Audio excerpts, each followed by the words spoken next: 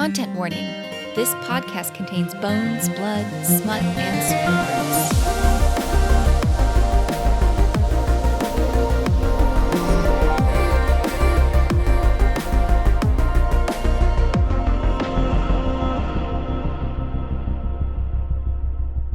Before we get into the good shit this week, we wanted to remind you that we've launched a Patreon. For just a few bucks a month, you get extended games, brand new content, access to our notes and murder boards, and much more. So, if you would like to be a part of sponsoring Brooke's next visit to the Penis Museum in Iceland, you can head to patreon.com/frontline5th, or follow the link in the show notes. Okay, now back to that sweet, sweet Bone Zone action. Act 1. Welcome, penitents.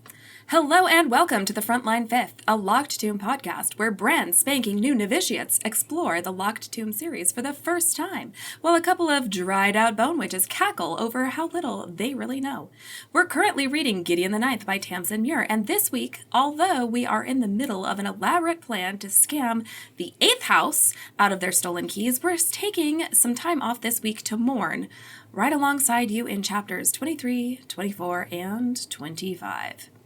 I'm Marie, and I'll be leading our funerary services today, but I can't do it without my organist, Hannah. Hannah, if you were going to write an enormous message in blood on a wall, what would it say? Well, it's a difficult choice between vegetables are a social construct and possibly just, one single innocuous word that people will ponder over the meaning for centuries, where it's just like Roanoke. Tangerine.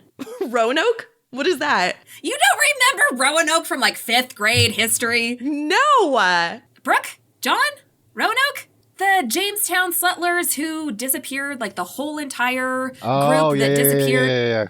I might be wrong and this might not be Jamestown. I'll fact check myself. Doesn't matter. It's Jamestown area. When they get back again, everybody is gone. And the only thing is that there's this mysterious word carved into the tree, Roanoke. And everybody has just been like, this mystery for ages. Right. And it's like, yeah, this sounds you familiar. fucking idiots. The natives nearby took them in. Yeah. That's what happened. It's not a mystery. This feels like this is such a good ghost story. I can't believe there haven't been like dozens of movies made about it. The word is Croatoan. That's right. Croatoan, but the settlement was Roanoke. That sounds right. Yes. And they all disappeared, and nobody knows what happened. Okay, anyway. Okay. In Blood on the Wall, I definitely want some mysterious word. I think it's going to be syzygy. If I Google that, will I get something? Syzygy. It's when 3 or more celestial bodies align. Hannah, are you an astrology person? Or just an astronomy person? Also no, but I was in the 25th annual Putnam County Spelling Bee, and one of the things that is spelled in that is syzygy, because it's a hard word to spell. I see. I'm also joined today by 2 young blossoms of Thalergian light, who we will keep safe at all costs, possibly by moving them off-world, John and Brooke. Brooke, John, what would your bloody message say? I'm going, I think, in the vein of Harrowhark and our Mega Bone Monster. I like the Death to formula. My personal choice is Death to Incompetent Fools. Oh God, I love that. Yes! That one will make people itch because it's the incompetent fools who won't think that they're incompetent fools. It's going to be everybody who's not incompetent fool who's really, really worried. And they're totally fine. Merch drop. John, what's going to be written in bloody letters on your wall? Oh, I'm doing a throwback to a World War II meme because I feel like Tamsin Muir would love that. I'm going to put Kilroy was here. I love that! I don't know what it means. I don't know what anything means Me today. neither. The guy with the nose on the wall, yeah. Oh, he's cute. I've seen this. It's literally a World War II meme. It's just Wait, something really? that popped up during Yes. World War II. Is this graffiti art from World War II? Yes, it's a pre-internet meme That's awesome. from World War II. You big fucking nerd. Marie, what are you writing in, 5-foot-high letters of blood? Probably my grocery list. Anyway, I would leave any one of us alone with large quantities of blood or red paint. But before we dive into the chaos and tragedy of this week's chapters, do you guys want to share anything about this week's reading? I weirdly, really liked Dianthe for, an entire chapter this week, and that was not on my bingo card for this book. That. Fascinating. We'll talk about this, I think, a little bit as we go through the chapters, but I had the nostalgia equivalent of an orgasm when the phrase "go loud" happened. I'm so excited to hear about this from you, John. We're going to talk about this in the meme watch. Okay. Hannah. Wow. Sex pal. No further notes. Okay. My thoughts were these 3 chapters together are such whiplash. Okay, so John, back to this because I figure that this is a little bit of a meme watch, and Go Loud is a fandom moment. It is a fandom phrase, but also I realized later that this is a gamer thing? Sort of, yeah. Okay, explain, please. Yeah, so basically like in every video game, like shooter game, that they always put a stealth level in, and then when you get discovered, somebody will probably yell the phrase, "go loud," which basically means it's time to stop being stealthy and start shooting people, or basically making a lot of noise. And so for me, not only was it just incredibly satisfying because I was like, oh, I know exactly what's about to happen here. You know, Cam is about to really, truly fuck some shit up here. But also it just like activated like neurons in my brain from like high school, essentially playing Call of Duty. And also there's a song called Go Loud from Call of Duty that was actually produced by Hans Zimmer. He did the music for Call of Duty Modern Warfare 2. And that led me down an entire rabbit hole of just quite possibly one of the greatest runs in like music producing history for Hans Zimmer in like the late 2000s, where he was just basically doing like everything. He was doing Batman's Begin, he did The Holiday, Pirates of the Caribbean, he did The Dark Knight, he did Madagascar, he did Transformers, he did Sherlock Holmes, fucking believable, Inception, Pirates of the Caribbean 2, Kung Fu Panda 2, What? The Dilemma, Sherlock Holmes again, Man of Steel, 12 Years a Slave, just like The Amazing Spider-Man 2, and then Interstellar. That was in the spirit of like 7 years. Wow. And the Call of Duty music, just unreal. It was very satisfying because I was like, ooh, I know what's going to happen here. And then also I was just like, oh, this takes me back to my childhood. Oh, yeah, that's amazing. That's everything that I wanted to hear. Because, again, now having read these books uncountable times, I have a reaction to Go Loud, but it is only to this scene. Yeah. Yes. So, but I mean, to be fair, it is, I mean, we'll talk about it, but like, it is something that is self-explanatory. Even if you don't know the background from the gaming things, Pal says that and you're like, yes, this is the moment we're going to fucking show them. Like, it feels big. Yeah. I love this. Okay. Well, with that, please join us as we present episode 12, Fidelity, Fidelity, Fidelity, Fidelity. Act 2, The Bravest and Stupidest Things.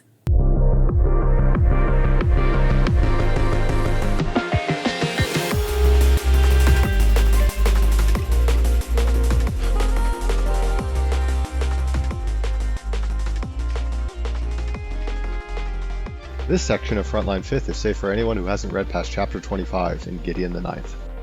Let's recap. Chapter 23, Second House Skull. 2 sets of cremains. Much ado about keys. Cam goes loud. Chapter 24, Sixth House Skull. Yet more ado about keys. Harrowhark rises to the challenge. Sex Pal. Chapter 25, Fourth House Skull.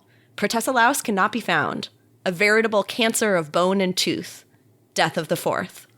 Well, Perot is missing, Dulcinea is at death's door, but not in a cool and necromantic way, and everyone is starting to lose their cool, and that is how we start out this series of chapters. So we start off chapter 22? So we start off chapter 23 with all of the necromancers, except for Cronobeth, who apparently doesn't do cremains, digging around in the incinerator cremains like a bowl of, attacking it like a bowl of peanuts, I think it's what they said. Yeah. And as Isaac had told us last time, there were clearly human bodies burned in there. Bodies, plural. Can I also say that I got so irked on behalf of Isaac and Jean Marie at this point because they carefully explained to everyone. They tried to get people to pay attention and notice that this was happening, and everyone was like, oh, children. Also, this is where the content warning for smut comes in, which is a bowl of cremains being a bunch of smuts and crumblings. It's an SAT puns. There is no smut in this book otherwise. What's the difference between smut and smuts? I don't know. Yeah. If you have a naked person who is covered just in body paint made of ash, That's a smut. I'm in a loop. Wait, what's the smuts? And what's the smut? Okay, we're moving on. Okay. I like this scene because you can see Harrow readjusting her analysis, I guess, of Ianthe. Yeah, Gideon says reassessing a threat, right? Like, This is where I'm starting to like Ianthe. She's like, Tell me more. I like just the way she interacted here was just very like, cat among the pigeons, kind of just like dropping little chaos bombs and then backing off like a whole bunch. I thought it was so funny. Cat among the pigeons is such a good way to describe Ianthe. There are 2 sets of remains in the ashes. Weirdly, they are months old. Yeah, what the fuck? very confusing. We only have one person missing. They check to see whether it's actually Abigail and Magnus who have been burned, but it's okay. Their bodies are still in the fucking food freezer. Yum. So there's no way that this was Protessalawis, who was killed and burned up yesterday, or at least not. Maybe. At least not Wait, in missing? this particular bowl of ashes. You think it's Yeah, he's missing still, but he's not in this specific bowl of ashes. It's 2 other dead bodies that have been dead for months. So at this point, Right. between a chance of 0% and 100%, what percent do we think Protessalawis is absolutely dead? What's the probability You tell here? us, Brooke. That's between you and John. John, what do you think the probability is? I'm thinking 50-50. You're 50-50? It either happens or it doesn't. God, I still think he's probably very dead. So Brooke's at 100 and John's at 50-50. So I think that leaves it at like 75%. Oh, that's not great for Protessalawis. I don't know if this is a meme watch or if it's just like a anti kind of rom-com or just like trope thing. But Silas basically says at one point, he's like, we could just go ask them, right? Like we Call could them just go Ash. actually communicate and or was it as a column?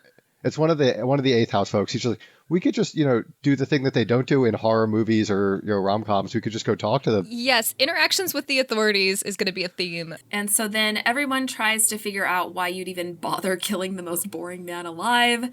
And is it to get access to the keys by the 7th? And if so, that doesn't give the murderer any satisfaction because Dulcinea has given up her key ring to Silas Octakizaron.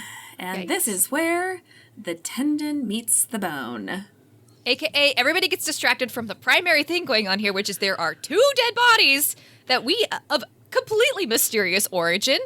The teacher is providing no explanations to this. In fact, he's encouraging monster stories actively. Yes, except Yeah. where'd the people come from? Where? Who are these people? No, I know. And he explicitly claims that they have not had a funeral in a long time. Which is a load of not a lot of information. But I do like that Silas basically walks in jangling his key ring that now has, Dulcinea's keys on it being like, moi. So, yeah, you're right. People get distracted real fast. Essentially, everyone starts losing their shit. The second house is again insisting that they're in charge. Who says? We don't know.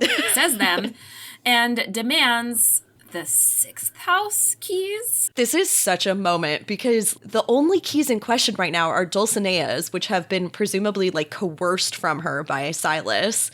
And yet they clearly turn on the 6th house, which has nothing to do with the situation. And it's impossible to read it as anything other than picking on the weak kid or the person you assume is the weak kid. It's also just hilarious because of how the second house assumes that it's going to be a formal situation in an actual duel.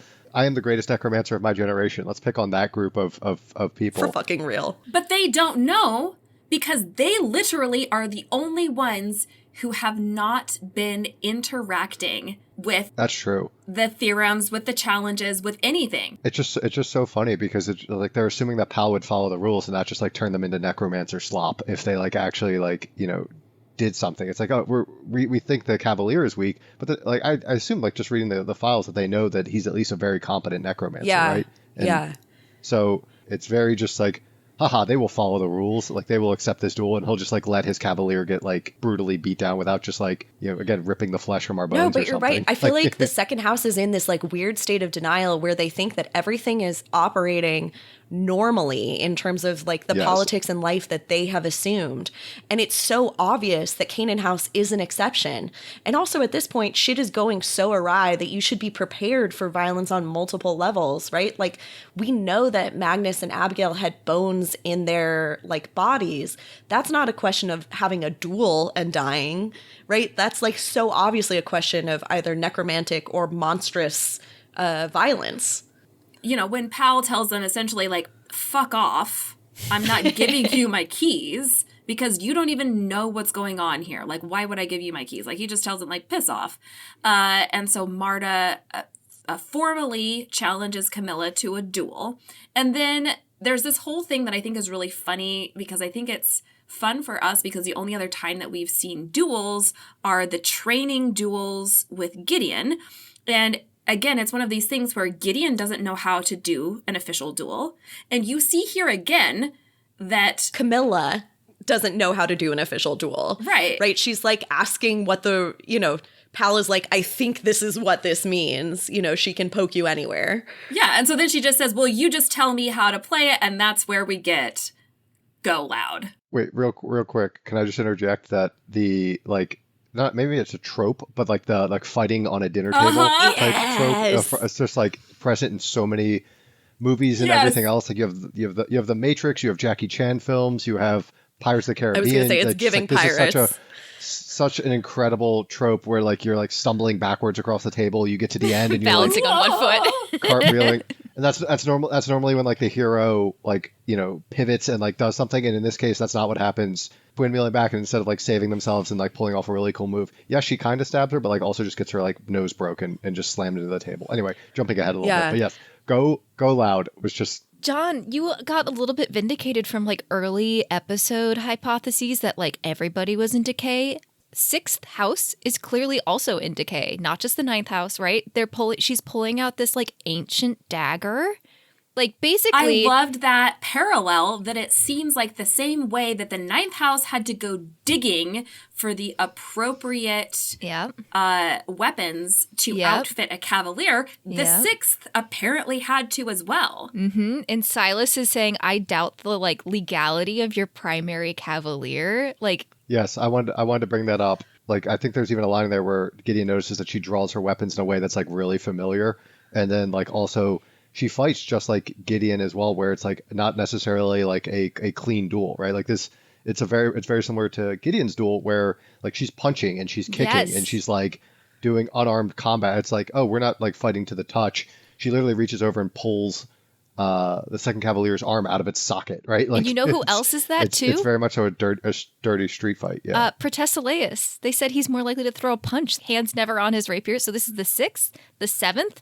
I don't get the idea that the eighth is going to be in any fighting shape, to be honest, right? Like, this guy gets the life sucked out of him regularly. Right, so it's like who are actually good duelists, like trained to be it, appears to be the second, the third, and the fourth. The fifth, like, I don't know, for some reason, it's not important, but whatever. Right, because Magnus was only the cavalier because he was cavalier primaried. So cute. Kind of interesting. All these, like, probably far-off planets, you get the idea that all of these people are, like, on their own isolated planets. I have, like, I don't know, my brain is, like, building out a world in which, like, nobody is actually living on Mercury or Venus because it's way too hot, and Earth is actually the first house, like, because it's the first planet anybody's on. And then, like, maybe the second and third are together on one planet, the fourth and the fifth on the next, like, which would explain their like close bond is that they're actually sharing space. I don't know, but like we have to like all these people who are out in the outer reaches of the solar system, these further out houses, like apparently are just trying to survive and like not caught up in their own political games as much. And I think that like gives us a lot of explanation for why they're the only ones that have keys too, outside of Ianthe, who's just a creep. There's one more thing about the duel that I really love, which is like everybody's face right before the duel is like, oh shit, like this is horrible. Like everybody's incensed, like everybody's super angry that the second is picking on the sixth. And Harrow looks over and is like, kind of like, what is wrong with you? Because Gideon cannot keep herself from being like, oh, this is going to be good. And yeah. Because Gideon is the only person who has her. even paid attention to or watched Camilla, but she's definitely the only person who fought with Camilla. She knows what Camilla has. Yeah, no, I think it's a really interesting moment. And actually, I want to also point out a weird moment that happens here because it's kind of like some of the early, well, I guess we've seen some serious cracks in the third house, but this is another serious crack in the third house. Corona is like, absolutely not. Nibirius will fight for her. And Ianthe and Nibirius are like, no, let's see what happens. Well, Nibirius, like, interestingly, does not obey Corona. He only obeys Ianthe. With resentment on his face at the same time. Like, he would prefer to go with what Corona is saying. God, those people all hate themselves. They're It's so fucked up. complicated. It's a bad situation. But damn, Cam does go loud though. So cool. Yeah, she absolutely crushes Marta, but she is wounded in the process. And Palamedes is absolutely furious at my the God, end. he's awesome. And he says, give me your keys. Yeah, but Judith's like, why? We don't even have any keys. And he's like, give me your fucking hatch key because fuck you. Like, you don't deserve to go down there anymore. You've never deserved to go down there. You haven't been paying attention at all. They're the incompetent fools. You know, here we go, cat among the pigeons. Nibirius now challenges Camilla, who is too wounded at this point. She absolutely is too wounded to really hold up for another fight, especially against Nibirius, who is completely competent. Like, she maybe could have taken him unwounded, but she cannot take him wounded. Can we also talk about the, like, structure in the chapters? Because we're going through these, like, continuously. But this is such a, like, hilarious and insane end to chapter 23. Like, the last line of chapter 23 is Nibirius being like, I challenge the sixth. And you're like, are you fucking kidding me? We just did this. 2 in a row. That's the end of the chapter. You hope you don't get to it like, midnight when you have work tomorrow, because that's just so you gotta keep going. Or the end of chapter 25 is also a bad one to end on when you have work tomorrow. I know, I'm sorry. Yeah. No, I just want to say chapter 23, like, this is just the whiplash that you're talking about, Marie. Like, this whole chapter is so exciting, so much fun. Like, what a thrill. Also, I so desperately want to be Palamedes. Palamedes is, like, my perfect, like, person that I aspire to be, which is, like, obviously, inherently this giant nerd. But somehow everybody's like, is he hot? Is he not? And then when he, like, gets really angry, people are fucking terrified. Like, he has authority on top of all of that. Like, how can he be all those things at once? That's so cool. I want to be Palamedes. It's just like extreme competence is incredibly sexy. I think you're right. That is what it is. So I guess that means that we start chapter 24 with, Corona's like, no, we can't do that. And Ianthe's like, oh, no, we are doing that. And Gideon. Thank you, Second House. Thank you, Second House, for starting this shit. But Gideon was experiencing one powerful emotion, which was being sick of everyone's shit. And so she's just, like, kind of giving eyes to Harrow and pulling out her rapier and putting on her knuckle knives and just, like, giving big eyes because, of course, like, vow of silence, pretending. And Harrow Hark rose to the occasion like an evening star, and announcing that the ninth house is going to fight on behalf of the sixth. And Ianthe is just kind of like throwing up her hands, being like, what the fuck is going on? Like, since when has the ninth ever been bosom buddies with the sixth? And Harrow's like, we're not. Wait, bosom buddies is also just hilarious of a term. Yeah, but We're not bosom with anybody. Like, basically, like, fuck you, I don't like anybody. But also, we're about to drop some bars right here. death first to vultures and scavengers. Oh, Yes. Because that's another one that also, like, Harrow is intimidating. She is, like, just a little pocket of angry energy all the time. Nobody really has seen her around because she's been hiding. So to just have this tiny, like, skull-painted person look at you dead in the eyes and be like, death first to vultures and scavengers. Goosebumps. Yeah, it's great. I love it. I also, actually, in this little bit, there's this moment when Judith and Marta are like, you can't do that. We had a reason to do it. And everyone's like, no, you didn't. Yeah, the reason was you wanted the fucking keys, and that's all. So What's the different reason? Again, it just goes back to the second kind of playing by the rules, but like still thinking they're within this like system of. They're so used to like being treated by their own kind as having authority, but like nobody else gives it to them, and they like. I don't know how you don't feel that viscerally the first time it happens and stop trying. Right? This is going to be a throwback to one of Hannah's favorite films, but Fast and the Furious 5, when they go to Brazil and The Rock rolls up with his crew to try to arrest them in the middle of Brazil. And he's like, "You're under arrest." He's like, "Where do you think you are? Like, this isn't America. Like, you're in the middle of Brazil. Like, No what jurisdiction, do you dumb fuck. Well, it's like not even just like he doesn't have jurisdiction. It's just like like you're surrounded by like 1,000 Brazilians all with guns. Like, do you really think you're walking out of here if you try to arrest us? Oh my God, dropping references to Fast and Furious 5. Literally, Furious 7 is one of my all-time favorite movies. What does this mean? Amazing. So continuing, like the honorable knight that she is, Jean Marie pipes up and she tells Nibirius that after he fights the knight, then he has to deal with her. And at this point, Nibirius is like, "I'm not doing this shit." He literally says, "I should have just stayed home and got married." Not that anybody was offering. See, I kind of like, okay, I gotta defend. You guys all like looked at me like I was insane when I was like, I kind of like Ianthe in these chapters. Like, obviously she's still a bitch. But what was funny is like, she even is self-aware of this, which is what makes it like okay to me in these books. It makes it acceptable to like kind of like her. She's like, I have a bad personality. And a stupefying deficit of attention. Yes. I love that line. No, Brooke, the reason that I'm looking at you the way I am is because it's funny to me because you don't realize that Ianthe is like a cult favorite. Like within the fandom, people have like weird obsessions with Ianthe. Interesting. And so I'm loving that you're right on board. I mean, I'm not out to be best friends with her, but fly on the wall. Really enjoying what she has to say. I'm not like a Draco Malfoy fan.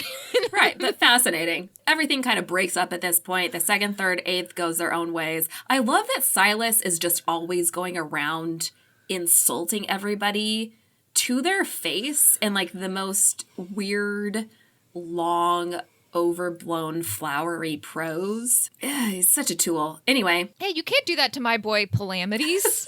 How rude. He calls him like inbred or something. You're like, go jump off a cliff, Silas. Who are you calling inbred? Oh, good point. People in glass houses shouldn't throw stones. Is that what the phrase is? That's right. It didn't even land. No, Pal could not care less. So the 4th, the 6th, and the 9th get down to the real business, which is counting keys, because Palamides has been through every single challenge except for the one that he won't play ball with, which is the siphoning one. And so that means that all of the keys that exist in the facility have been claimed, and they're pretty sure they know where all of them are except for one. Did you think his math was off here? What am I So missing? I tried to go through the math here too, and I don't have all the information that Pal does. So here's what we know. We know that the 8th house has one key. It's the black iron one with curly cues. They now also have the 7th house keys. The 7th house had two Gray keys. and white. And the white one was the one that Harrow had gotten. That's right, gray and white. I'm assuming black is ninth house, Absolutely right? right. Yeah. Gray's got to be 7th or 6th. Gray is 6th house. Okay. White is 8th. That's accounting for 6th and 8th and 9th. And 2nd, Harrow, the red key. So that's 4 of the presumed 8 keys. And Palamides has done all of the exercises except for the 8th. Presumably Palamides has some keys, but I don't know how many he has actually. But he's... And we don't know how many Ianthe has. But he is pretty sure that he does know where all of the keys are. We only know where 4 of them are. He thinks there are 8 total, and he knows where 7 of them are. Oh. And there is one that is unaccounted for. So we have of the 7 keys, Harrow has one.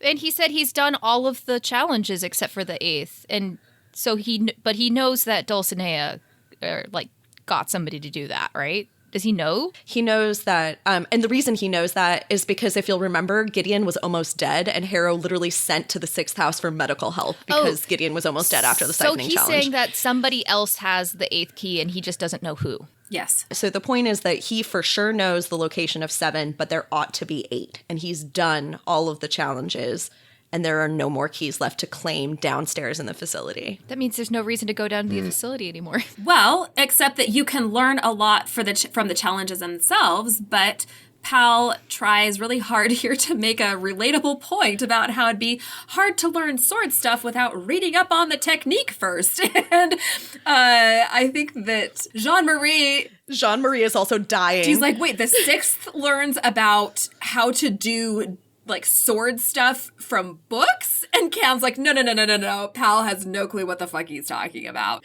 I feel like it is a moment where Cam is like fully like face palming. She's like, oh, please don't listen to my necromancer. We are not all like this. But I also actually really appreciate it because that is how I do things. This is like, I am at my core kind of, I've got a lot of Ravenclaw, I've got a lot of Sixth House where I would like someone to explain to me exactly how to cook a thing. I can't just like put stuff together. I want a list of instructions. But essentially you can learn a lot from the challenges, but you really can't get at the full theory behind it until you can go into the lab that the key gets you access to and actually read the theorem. And apparently all of those theorems together are going to add up to a mega theorem. This is Isaac's word. Necromancer Voltron. For lack of anything better to describe this, yes, mega theorem. Right. Which is why it's a problem if you're trying to get to lictorhood that there is a key missing. Mm-hmm. So... And you don't know who has it. So, and then of course, Protesilaus is still missing and he was last seen entering the facility. And so we have 3 big questions. Where's the last key? Where's Protesilaus? And who are the people in the incinerators? Palamity says if we answered those 3 questions, it would tell us who killed Magnus and Abigail. Do we agree with that? I don't know. I think his math is shaky there. I think it's a reasonable summary of the unknowns. Whether or not the math adds up, I'm not sure. Yeah, that's why I was like, what do you mean that those 3 things are going to tell you about Magnus and Abigail? I mean, I do understand what he's saying, which is like, the more we learn about those things, the more clues we have to solve Magnus and Abigail, because currently we got nothing. Yes, I will agree with that, but there's actually no real reason to believe that all these things are connected. That, like, you know, someone hoarding a key and, you know, but also, I mean, deaths. The other thing is... The deaths, missing people. Fair. But, for example, missing people and we don't even know who they are because it happened maybe before we even got here, like, is a weird addendum to this. I mean, it's mysterious deaths. I'm picking up on the thread that he's connecting here. I think I'd come to the same conclusion, honestly. What would you guys do? Well, I think that it's important to solve all of these mysteries. My thing is just that I don't think that automatically at the end of it is like a logic puzzle that's going to spell out the murderer's name, you know? Well, I think he's basically describing prioritization. Yes, I'm with you on that. I'll go there. Well, in any case, they're like, okay, step 1, let's see if we can figure out where Protesilaus is and if he's actually dead. So... Potentially live person. Excellent. I think that's an excellent first step. So everyone decides we're going to split up to go searching. So Pal first suggests that he, Camilla, and Harrow go down into the facility while Gideon and the 4th stay and guard Dulcinea. And Harrow is like, no. We're not putting Gideon next to Dulcinea. Rude. And so instead, Gideon and the 4th go down in the facility to search for Protesilaus, and Harrow and the 6th will watch over Dulcinea. And Pal asks Gideon for her thoughts on this, which are as follows. Did you know if you put the first 3 letters of your last name with the first 3 letters of your first name, you get Sex Pal?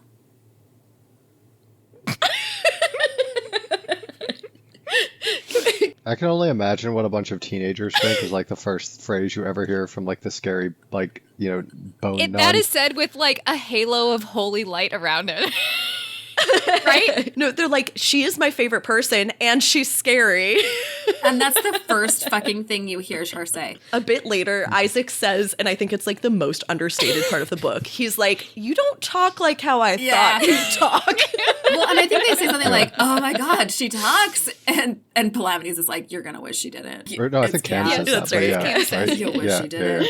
Yeah. Harrow tells Gideon to be careful because you should never work with children. I think that's like a pseudo meme that comes from like show business.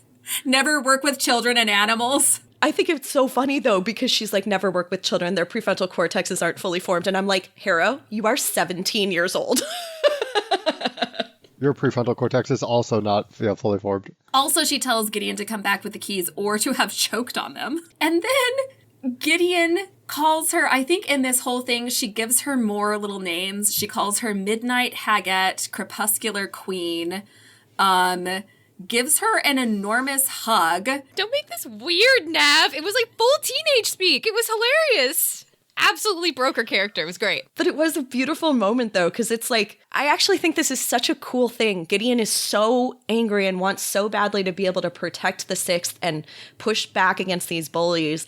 And Harrow fucking feels it and shows up for her. And it's like maybe the first time in her life where Harrow shows up for her on her terms. It's not Harrow calling in medical help that Gideon didn't want or ask for. It's Gideon being like, I need you right now. And Harrow says yes. On rereads, like, this moment is the moment that, like, absolutely... Don't spoil this. No, I could hear the spoiler coming. It's not a spoiler. It's just, like... I think that these are the... Feels like an inflection point. No, I think it's just like things like that you read them and you kind of like overlook it and it just doesn't feel like... I'm like, oh yeah, like they kind of...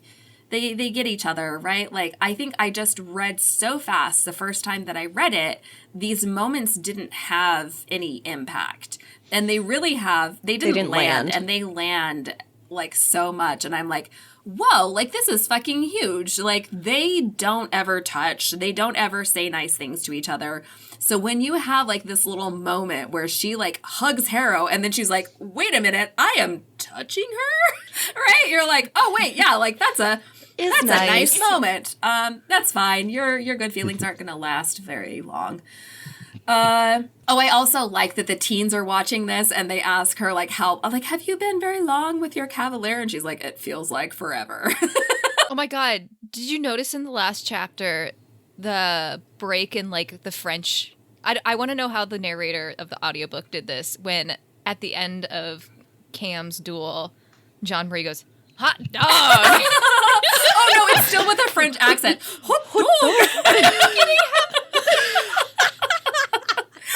dog. Hot dog. Yeah.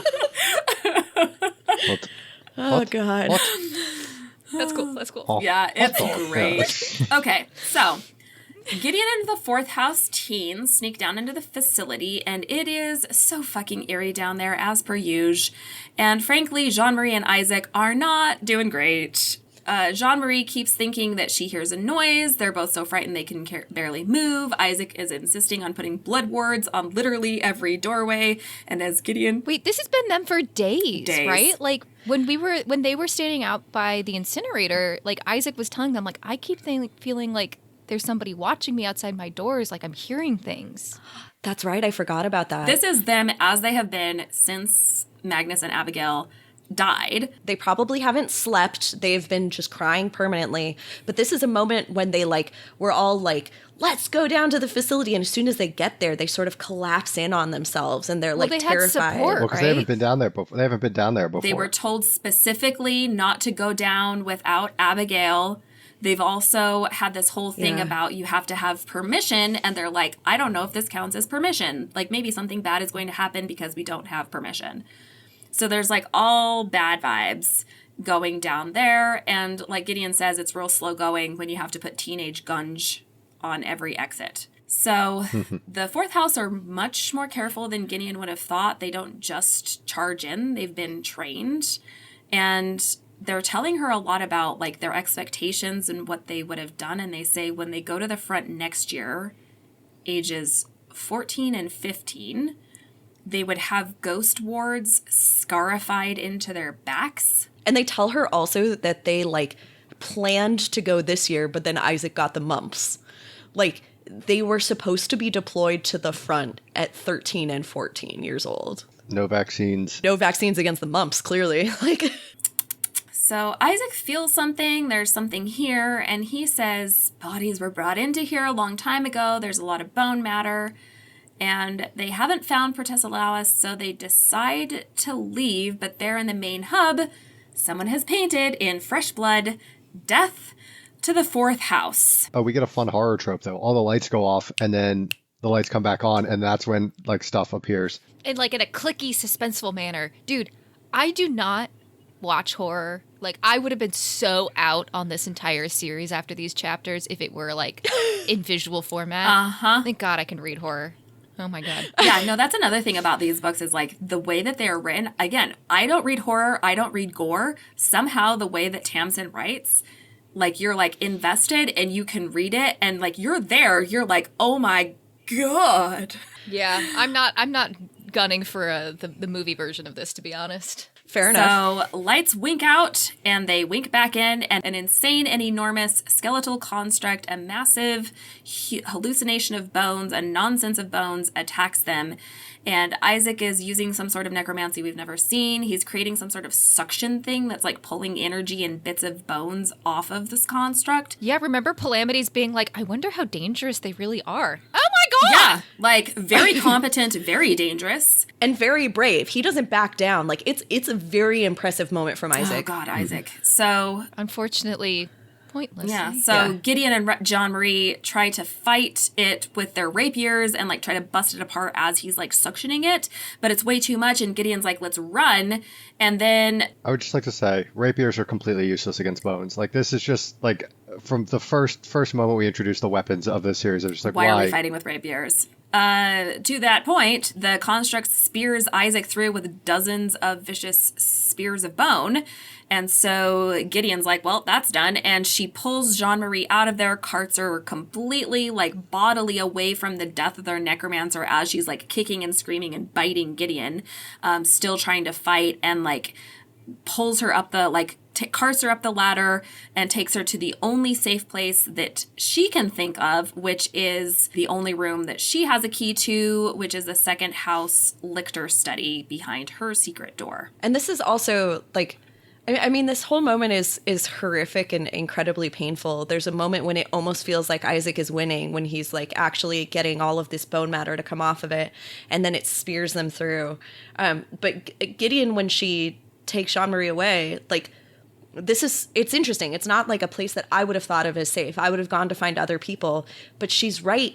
In theory, the only key that exists is in Gideon's possession, right? Like, no one should be able to get in. Right. Yeah, I still personally would have gone to Teacher, who seems to know something about this, at least vaguely, right? Like, Teacher's been in this house longer, presumably. But Teacher also doesn't seem to be helpful, especially... Has anybody asked? Like, nobody's asked a Teacher about anything, but he also seems super weird about anything having to do with the facility. Sure, Yeah. but might be able to offer a word of advice based off of that. But he's also the only one who's told you, like, the only rules here are that there are no rules, and also... I wouldn't go down to the facility if it were me. Either way. I mean, Gideon makes the choice she does. She heads to that second house, like, Yeah. lictor study. Before we go there, I wanted to make a point that, like, I only thought about this on... I've always been trying to figure out, like, kind of, like, who the fourth house really were an analogy for me. Because the cohort, right? The second house as the cohort is, like, really, like, the military arm. It's, like, the Army, the Navy, the Air Force. Like, it's all of them together. The fourth house is the Marines. Like, they are that specific arm that you send in first to do, like, the hard, fucked up, first on the ground mega muscle part. And the other thing... They're the paratroopers, yeah. My other piece for that is like, what is it that Jean-Marie is yelling, right? Fidelity, fidelity, fidelity. What is it for the Marines? Semper Fi? Oh. Yeah. Yeah. Nice analysis. Also, I will say, it's 4 fidelities. When I named this episode, I was like, 3 always sounds better to me. But it's 4 because she's fourth house, which I really like. It's only love. 3. It's 4. It's only 3. You're wrong. No, I'm looking at it. I will fight you. Okay, importantly, Brooke is correct and I am full of shit, and I will change the name. I was trying to avoid my blood on the wall being I told you so, but I did think of it at one point. Okay. Jean-Marie is hurting so much as, like, someone whose heart had broken forever, and Gideon bundles her into one of the beds upstairs, and she falls down into the squashy armchair, and As Jean-Marie is falling asleep, she tells her a little bit about the fourth house, telling her you need spares when you're in the fourth house, and basically everybody is an orphan or has lost at least one parent on the front. And amazingly, both she and Gideon fall asleep, and the thing that wakes Gideon up is the sound of dripping. And she wakes up 15 minutes later, and the dripping is Jean-Marie's blood dripping off the bed because she is dead, speared through in 4 places with huge shafts of bone. And in blood on the wall is written, "Sweet dreams." Which to me is a little much. It's so fucking sadistic. Whose flair for drama is this? I really feel like Sweet Dreams is overkill, almost to the point where you're like, well, that took away from the moment. Like, I don't know. It like suddenly makes it into like serial killer vibes as opposed to just indiscriminate monster with revenge plan. Right, like death to the fourth and Sweet Dreams. It's Yes. like, okay, this is where you're like, okay, so we're kind of, maybe it was, This feeds into my conspiracy theories. we don't know what killed him. Like, maybe it was just like there are ghosts and it's not an on-purpose thing and there's not a targeted, like, specific motive. And now you're like, death to the fourth and Sweet Dreams. There is somebody doing this on purpose, targeted. I mean, I think that there's no reason to believe that ghosts wouldn't have like a targeted specific motive. Like, I don't know. I feel like why would the ghost like Right. care about the fourth house, right? Like why would like, anyone would care they about the leave fourth Gideon? house? They're Well, I'm just saying, teenagers.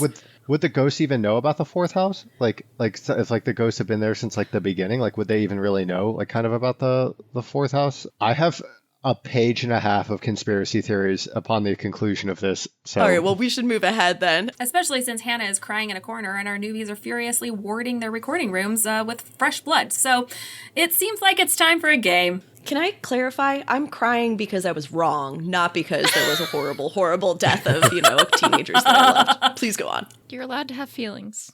Interstitial. I have a bad personality and a stupefying deficit of attention.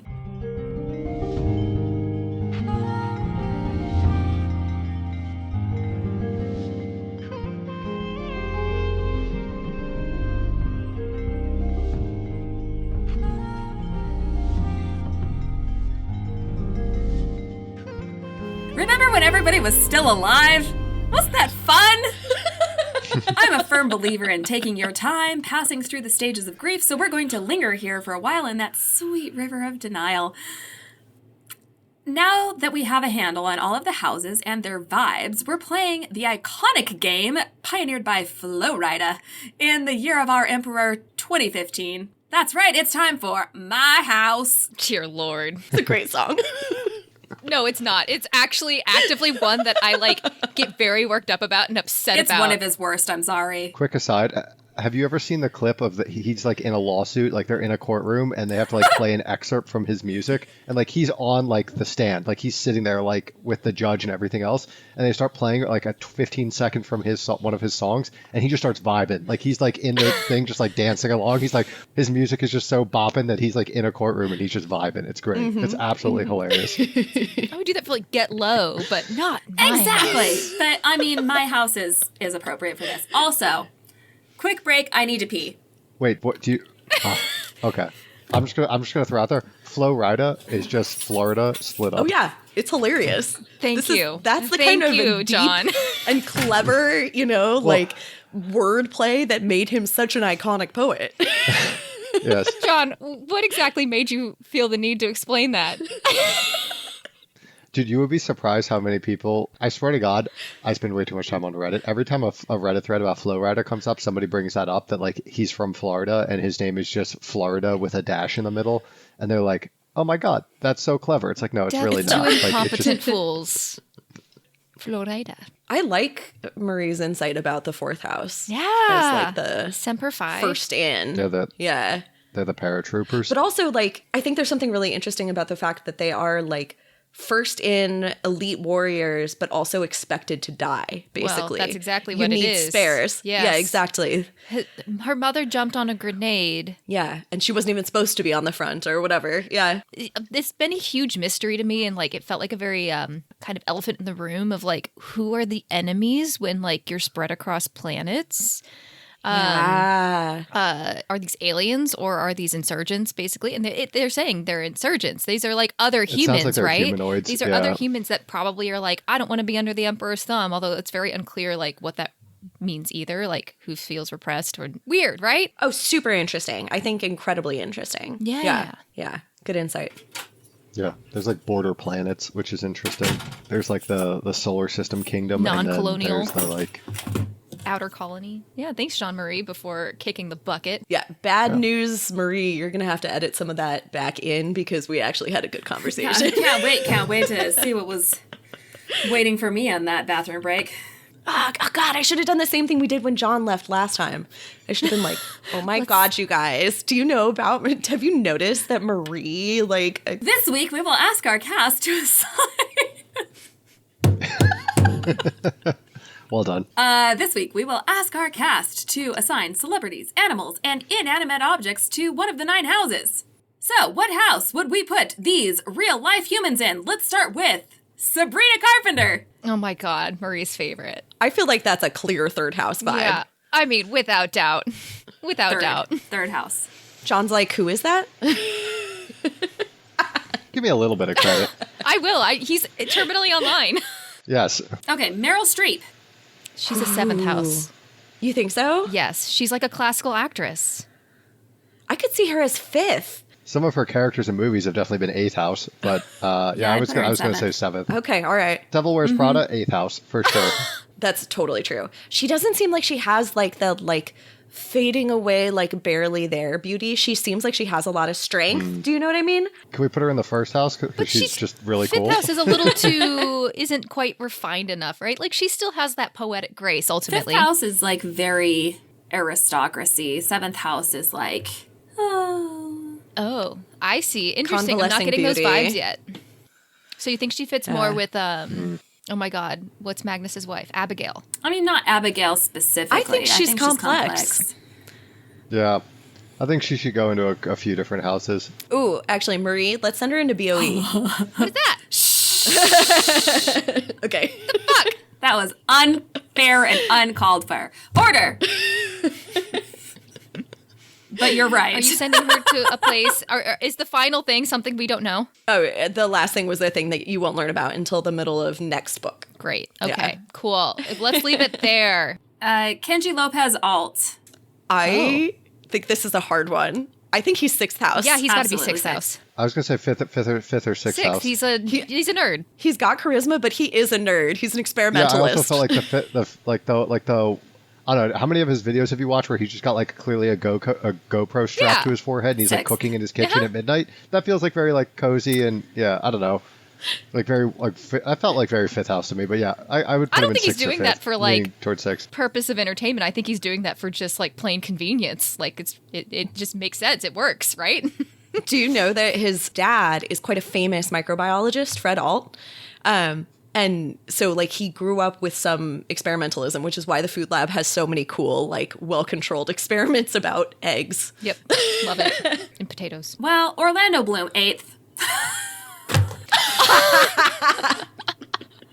Why do we hate Orlando him. Bloom? What is this? Orlando I don't hate him. I just feel like he doesn't fit anywhere else. I'd put him in 3rd or 8th. No, he doesn't. I literally put him in because we were watching Pirates, like, 2 nights ago. Oh. He may be an NPC. He may be a janitor on any given I never particularly planet. like his characters. Ooh, massive slam on Legolas out of nowhere. How about the Dalai Lama? Oh, well, I mean, as a religious leader, it's hard not to see him as 8th. But he could be 1st. Or 9th. He's the reborn leader of his religion, right? Like he might be 1st house. Like I could put He's reincarnated. I like that. Okay. Yeah, that works. Wow. First house. The first reborn. Yeah, those are people. What about the 4 Seasons? Vivaldi. Vivaldi's definitely the 7th. Definitely 7th. Vivaldi is 7th for sure. Great. Now, where do we put Spring? Also I was 7th? going to say 4th 4th house. Really? Why? I don't know. Vibes. Oh my God, I went 3rd. What? I Why? went Summer, third. please tell. no.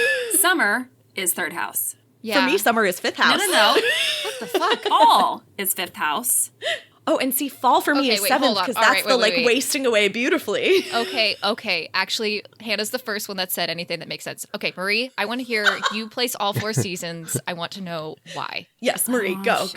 Well, it's just vibes. There's no rhyme or reason. It's just like what feels right. Okay, but lay them out, starting with spring. Well, now I've forgotten. Spring is third. Summer is...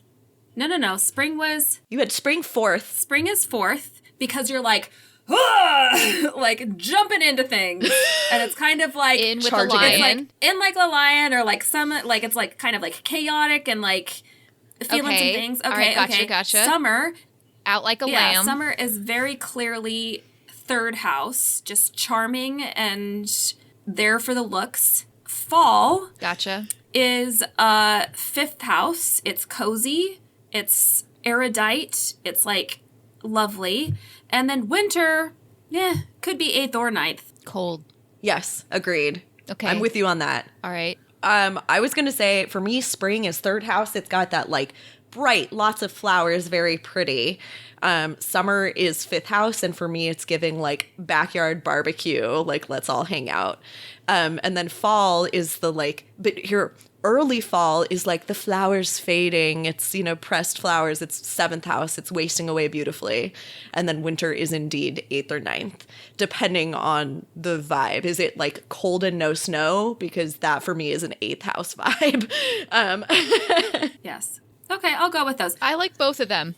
Spring is 4, summer's 3, fall is actually 6 for me. I like fall just being like, Yeah. you go back to school and Okay. it's just like, it says, and then winter is 9th house, I think. Okay. This was fun. What about following dog breeds? So we start with a Shih Tzu. Second house for sure. They think they're in charge. They're really not. As someone who That's has good. a Shih That's Tzu. good. Welsh Corgi, actually, also second house. Oh, I thought it'd be 5th. I think so too. I think Welsh Corgis are second house too. They move fast. They don't slow down. They don't think very much. No, they also just think that they're in charge. Golden Retriever. For me, that's fifth That house. seems solidly fifth. What do you think? I think they're 3rd. Oh. They're too dumb. I mean, they're quite pretty. Oh, you know what? You got a point. Yeah, specifically Yeah. Babs.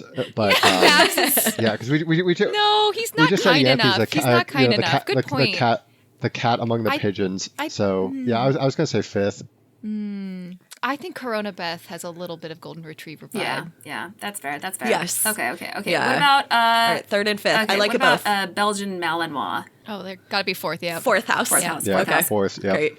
yeah. They will guard the chicken coop. Fidelity from But the. just 3 times. Okay. Anyway, Pug. This one's hard. Eighth I house. was about to I say feel eighth. like 8th house. I don't know why. They're just I don't know either. kind of. they feel like they're judging you just a little, and they also are a bit of a dick. Okay. Finally, what about household items? What vibes does a microwave have? I don't know how to do this. I'm saying first house. First house. Microwave is where you reborn your leftovers. It's a metaphor. Fuck. No. No, I think the microwave is 8th house by that principle, and the air fryer is 1st house. 8th house is where they reborn things shittily. Okay. Lamp. 6th house. Oh, I was gonna go. Okay, it depends. Is it like an obscenely decorated lampshade is giving 7th? Like a lamp used for light is Yeah. giving 6th. Okay, I'll go with that. What the hell? Coasters are 3rd. What? Coasters are what? 3rd house? What? I was gonna say coasters are second house. Coasters. I think coasters are second. Why? Coasters for your cups. Because You gotta follow the you rules. have to use them. Oh, yeah. It's the way things are done. Yeah, that coasters are super second house. I get that. Scissors? 7th. I don't know why I feel that way too. I don't Yeah. I don't really have strong feelings about any of these. Okay, well then let's end on Do a you guys- on a real good one. And let's do a mop. It's clear that our newbies know basically Yep. everything there is to know about the 9 houses. So it seems like a good time to ask them about some rampant speculation. Okay, John, you said you were ready to cook and that you had pages. Okay. Oh, wait, you gotta say the Act All right. 3 part. Is No. it? Oh, it is. Shit. Okay. Act 3. Go loud.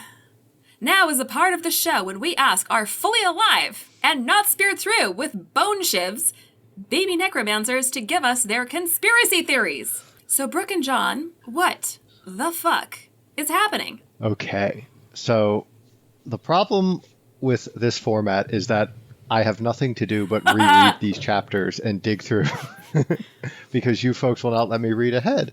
And so I think at this point I've reread every chapter in this book at least 3 times. He's on his third reread Because- and he hasn't even finished the book. Because I read the chapters immediately after we finish recording, and then I reread them on the Friday before we record, and then sometimes I'm looking through them as things pop into my head over the course of the week. So, all right, I also went back through and listened to all of my 11 previous episodes conspiracy theories so that I could try to make a cohesive conspiracy theory. So, Okay. all right, Well, wait, a mega theorem? A mega conspiracy theory? John has a mega theorem. yes. So, All right, I'm so excited. okay, all right. So the whole universe is still in decay. The houses aren't quite what they say. The houses leading candidates for that are the 6th house and the 9th house, mostly from Cam and also Gideon, but also potentially the 7th house, because I still think that Dulcinea should be dead. And also Dulcinea's name is like the character from Don Quixote, which is just like a made up character. So like that just seems like symbolism if we're going through like all of the like very interesting names of things. So those are the 3 suspicious houses. The military keep conquering planets to basically keep things going and keeping the bone juice flowing, because every time they conquer planets, like more death energy is released into the universe. So based on biblical themes and Canaan being the promised land in the Bible, I think Canaan House is where either they figured out how necromancy was discovered as a way to save humanity from a flood, or there was a flood coming and like sent by God for humanity's transgressions, and this is where they figured out how to save humanity or reborn humanity after the flood. It is why everything's wet. It's why everything is destroyed, and that's also why there's so many angry ghosts in the basement. I'm also still not sure that it's possible that Canaan House is just like a ley line or a point where just like the barrier between life and death is very, very close, or it's where they broke through that barrier, and maybe it's where the flood originated from. So I don't know. There's something there with like this is where the birthplace of necromancy was, and the flooding in something, because it seems very just like biblical. I still think lictoring is taking over someone's body, and that's why Cal doesn't want to do it to Cam, because it would like destroy her soul or something.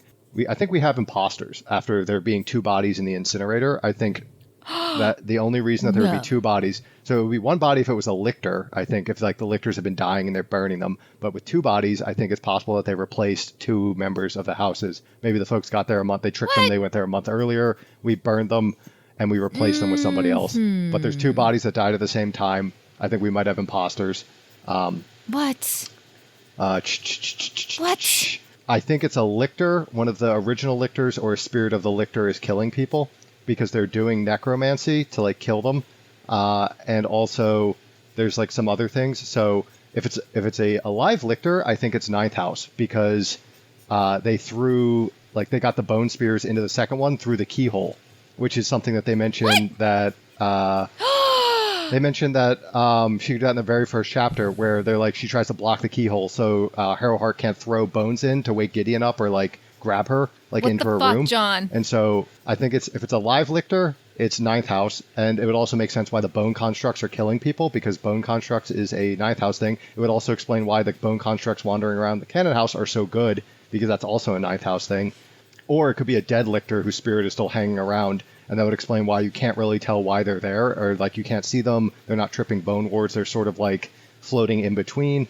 It would also go into the conspiracy that this is kind of like a place where the gap between life and death is very narrow, because they could be just like going into the live side of things, writing death to the 4th house, then going back into the dead side, sending I don't know. There's something there.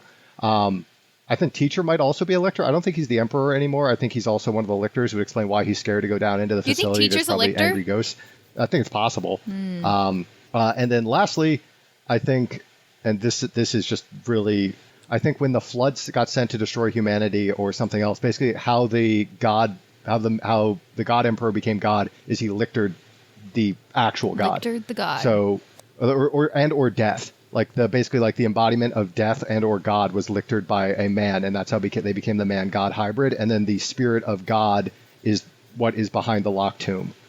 So it's like we threw the spirit of God into the locked tomb, locked him up, and the God Emperor is now in like the body of God, but was previously a man. And also they say there's only one eye, and that's really interesting. Like when they say like the prayer of the ninth one house eye? is that, you know, yeah, they only mention one eye in prayer of the ninth house. They say let like the eye never be opened. It's not eyes, it's eye. And so a rolled rock is also what the Cyclops is from the Odyssey. Whoa. So who is a shepherd. Well, what So did you just think say? Hold on. basically Well, go back to this one eye thing. Wait, there's a rock, there's a So one eye. the prayer of the ninth house says that may the eye never be open, may the brain never wake, or something along those lines, and it's only one eye, and may the rock never be rolled away. And the only one-eyed thing with a rock that gets rolled away is the story of the Cyclops from the Odyssey, where he's the shepherd that gets tricked by Odysseus and stabbed, and you know that's how they escape. Is they trap him in the cave. Oh. And they blind him. So I think God or death, depending on how, like basically like the higher power of the universe, is his spirit is trapped in the locked tomb. What the fuck? So I've obviously read this way too much, and either I think I figured it all out, or I'm so off base it's going to be hilarious when I listen back to these in the I'm future. so glad you went back to what is in the locked tomb, because I feel like that's one of those things that's kind of in the subtext right now, but like obviously a large overarching part of this world. Yeah. It's cool you're reaching to Roman mythology. Greek? Shit, what is Odysseus? Greek. Okay, Brooke. It is so much fun to listen to you. Go on. I have not been able to connect further dots, to synthesize things. I was very impressed by the keyhole thing, John, because coming out of these chapters, I was like, how the hell did we get into this, like, second house room? Like, teachers under the impression that, like, the danger is in the facility. There's, like, a locked door hatch.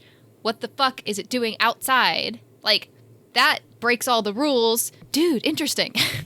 Things that I think we do know. I bet that all that white fluff that's in the facility, that's the bone monster, right? That's got to be the bone monster. All the white fluff that's on the floor. Oh yeah, like all the dust and everything. Yeah. That's the bone monster.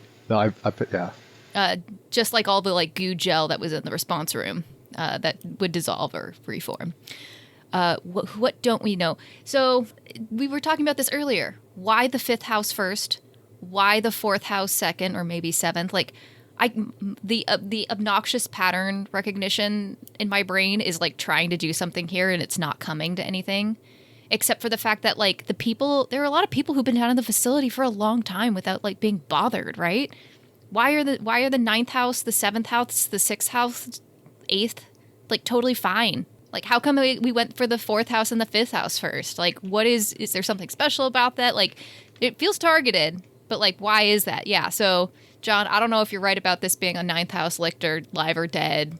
You did a lot more cooking than I did, and I got to wrap my head around a lot of that still.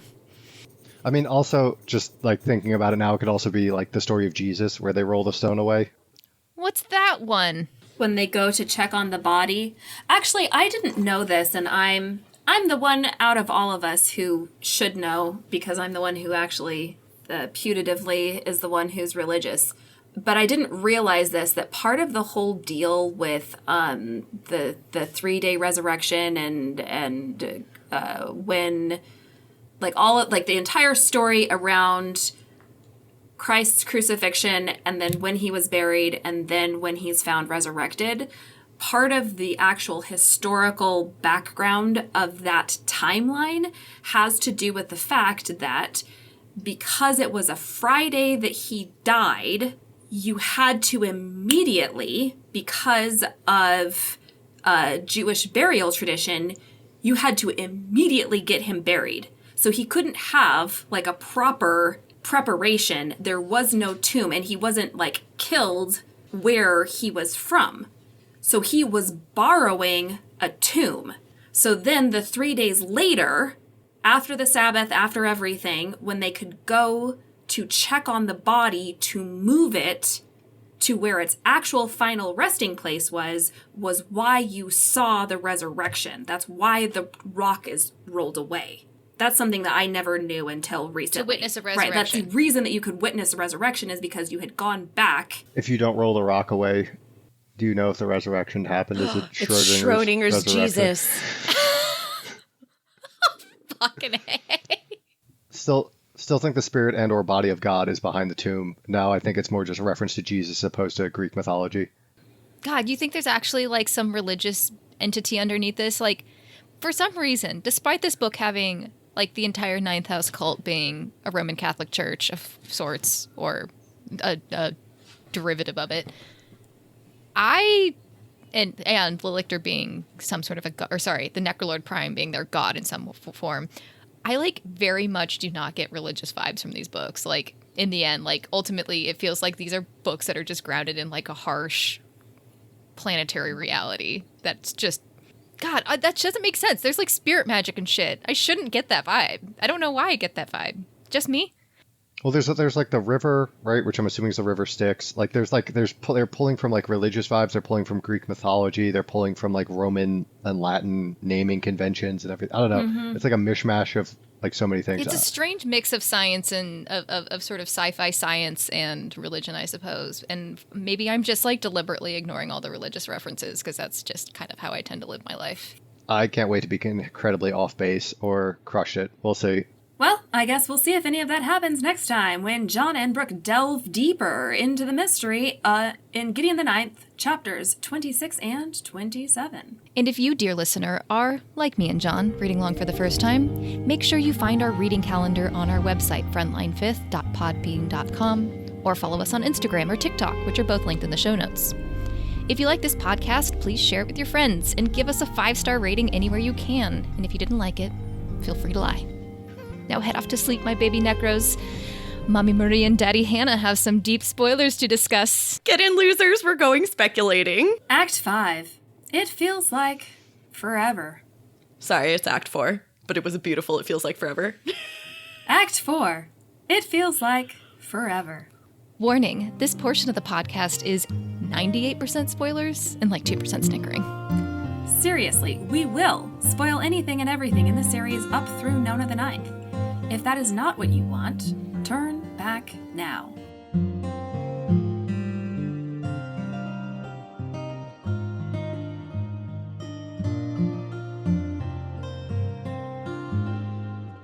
I wrote notes! Before anything else happens, can I just say how excited I am for them to meet God? They're going to... Brooke is going to be so fucking pissed. Oh, I have something for you about this. Speaking of meeting God and meeting the lictors. Okay, so the other day I took my my bestie to lunch, and she was talking about going through the Wendy's drive-thru the other day, and she says, you know, it used to be you could get a biggie fry at Wendy's for $1. So she goes through the Wendy's drive-thru and she asks for a biggie fry, and she says the 3-year-old at the drive-thru didn't know what she was talking about, and she heard someone in the background say, "It's okay, it's an old term." And so I had to explain Mercy Morn to her. 100%. Absolutely. Like, these fucking 3-year-olds, these goddamn 6-month-olds, these... She's barely 12. What do you mean she's working in the drive-thru? She's only 3 years old. Oh, God. I am really excited. So, like, Brooke saying that she didn't feel like there was a lot of religion, I mean, it's complicated because it's sort of informed by what Jod's religion may or may not have been, or his interpretations when he was, like, alive on Earth. He's sort of, like, created this whole society. And I love, oh my God. I mean, John can cook, but this week really took it home. So I made a list. I made a list. Can we go through it point by point? Okay. I think we should. He's talking about the river rising and etc., and he is almost there, but I think what he talks about with in terms of the river and like ley lines and where Canaan House is and etc., I think that he is talking about stuff that we haven't even seen and is going to be potentially feeding into stuff in book 4. That's what I think. Okay. Agreed. Because it's honestly, he's speculating about a lot of the things that you and I have been speculating about behind the scenes. Next point. Yeah. The military killing people to get death juice. Tick, ding, ding, ding. Yes, amazing. 2, Dulcinea and her name. Oh, I loved that. I had not made the Don Quixote connection, but that is like so on point. If you read Tamsin's thing about names, ding, ding, ding. That's so funny. We are going to have to do a bonus episode that's just for the naming conventions. That's so good. Next one, that because there are bodies in the incinerator that are old, that there are imposters. Okay, ding, ding, ding. That was the most I've ever had to like control myself, I think, because that is... this is like the crux of these chapters for me, which immediately gets forgotten. Like the most important part of these chapters, aside from the death of the fourth, is the beginning of chapter 23 when they're like, there are 2 bodies, not one, and they're old. Older than we've been here. Right. Suddenly, that shifts the calculus so much and only makes sense in the context of at least one person who is there is not who they say they are. And well done, John. Next one, there is a lictor killing people. Oh my ding, God. Ding, ding, ding. Okay, then we go off the deep end a little bit. Okay, so it's a ninth house lictor because of the keyhole. And I have to do a little buzzer noise. Not a bad pull. Not a bad idea given what we know, but that's not what is going on. I do think it's interesting that it's interesting that Cytherea ends up using this massive bone construct, right? Because the 7th house isn't particularly bony, but I kind of think that the OG lictors have less specialization than the houses ended up doing, really right? So. I mean, because they're sort of creating this shit as they go. I mean, even the fact that the 2nd house challenge down in the facility is a bone golem monster of regenerating bone, but that was created by Gideon the First. It was created by the 2nd house person, not by Anastasia. And even more so, that challenge is called Pyrrha's challenge. Yeah. Anyway. So. Okay. Next thing, that it is a dead lictor. Buzzer sound. But we're in the little wavy, oh, you're getting close. Or there is something that they are floating in between. So my theory is that Cytherea is using the river. That's right. To move that enormous bone creature through spaces it shouldn't be able to go. And yeah, I'm with you 100%. Next little floaty, maybe you're getting there, is that teacher is a lictor. Teacher isn't a lictor, but teacher is something real fucking weird. Yes. Teacher is not human, but it's been interesting how much focus John has had on Teacher, which I think is actually probably my fault just because I think Teacher is funny. I've been focusing on Teacher. Teacher's not an important character. No. He's an interesting feature. Yeah, but he's not important. Yeah, that's probably funny. We probably led him in a direction. Their experience reading these books is completely different than anybody else's, but whatever. Fascinating. Okay, and then he had texted us this, and this is one where it's going to be interesting to see where he goes with this, because he went a little off the deep end, but he says that they lictored God, which is yes and no. Oh my God. So I love this so much. He basically, I think what he was saying was that guy on Earth, John, takes over God's body and puts God's spirit in the locked tomb. And in some ways, that is what happens with Earth. And I love the transposition of God and Earth in this thing, where the most powerful spirit that exists is effectively Gaia. Yeah. It's right. And it's then Electo. That means that the spirit of God is behind the locked tomb. I was we're real close there. Yes and no. Yes. Well, and also, good for him for going back to the locked tomb, because honestly, I had forgotten this was about the locked tomb, because Gideon is, mostly about Canaan House. Not worried about it. And then we go really off the deep end with the one eye and the Cyclops and the rolled rock and whatever, and that is completely not what it is. He's more accurate when he's going back to biblical references and Jesus. And Jesus. Yeah, but I love that he remembered the locked tomb, and it is so cool that this is exactly what happened. God did the lictor process and had to hide the spirit because it was too dangerous. Yeah. But it also at the same time is kind of not totally informative about the lictor process because it is different. It's not completely the way lictor God process. managed to do it. Exactly. So it ends up being actually a big reveal that Earth's spirit is in the tomb, because if God was a normal lictor format, Earth's spirit would literally just be like in his body powering him. Right, but there's literally too much. A human body cannot hold all of it, and so that's why he made the extra body, and that is why there is a body in the tomb. Yeah, anyway. But then... Damn, John. Ugh. Brooke actually brings up some really good discussion points, which is, why do we have this order that we're killing people in? So it's very obvious why Cytherea killed the fifth. She killed the fifth because they were about to blow her cover. Right. They were a threat to her because of Abigail's studies. But why the fourth? I actually have a theory. So I have a theory that I came up with on the fourth that I came up with just I now. love it. Tell me. Because I've always thought like it was bullshit that, she kills the fourth. They're just teenagers. They can't hurt anyone. I think that this is actually her trying to accelerate her plan. And I think it's because Harrow gets rid of the Protesilaus, zombie. I think you're right. It's that like suddenly she has to accelerate her plan in a big way and has to adjust what she's doing in a big way. And I think she thinks that the very fastest way that she can get their attention and get them to call in reinforcements is to have something as horrific and as pointed as killing a pair of teenagers. And again, killing a pair of teenagers with death to the fourth house. So it ends up, it is that thing where it's like, it's now targeted. This is not random violence. This is not, just like shenanigans. I think it's a way of doing the worst thing she could do. Well, because it does get the attention. Like, this does end up starting to kick off things that leads to Judith and Marta calling for the Emperor to get there. Yes. And I think it actually matters that she did not kill anyone who had keys.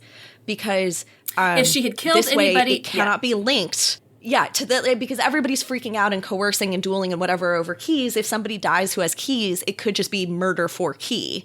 And in this case, it has to be murder for chaos, murder for murder.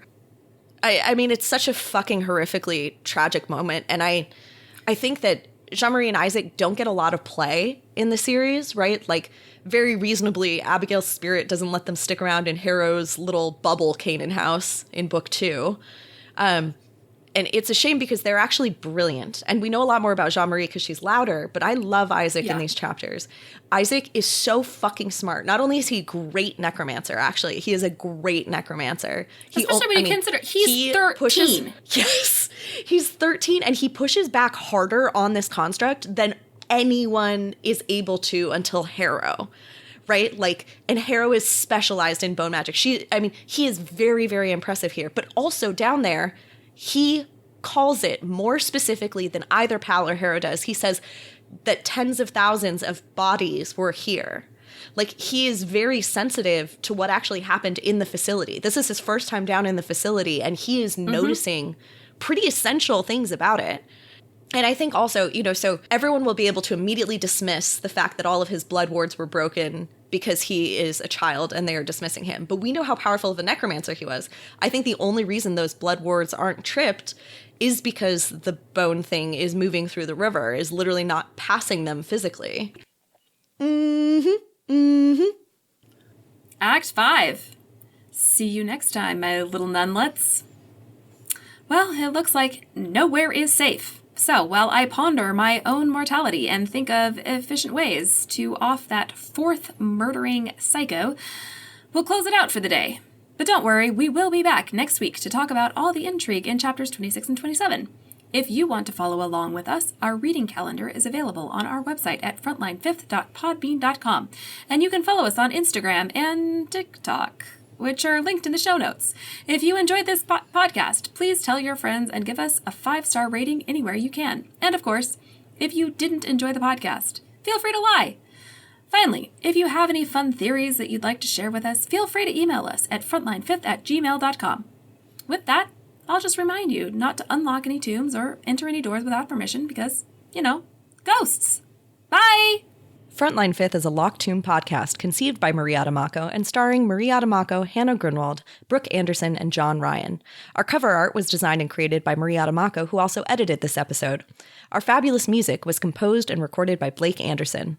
The Locked Tomb series is a completely dope-ass book series by Tamsin Muir, who does not know we exist and is in no way affiliated with this podcast. Well, I don't know how to be like, I would like her to know me.